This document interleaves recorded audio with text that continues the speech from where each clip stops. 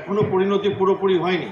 এবং আরেকটা কথা, এখানে আপনাদের চ্যানেলের মধ্য দিয়ে আপনাদের চ্যানেলের বিস্তার প্রচুর বড় দেশ বিদেশে। আমি বাংলাদেশকেও বলতে চাইবো, আপনারাও পালে হাওয়া দিচ্ছেন। থেকে থেকে চিকেন নেক করছিলেন, আসুন চিকেন নেক নিয়ে যান।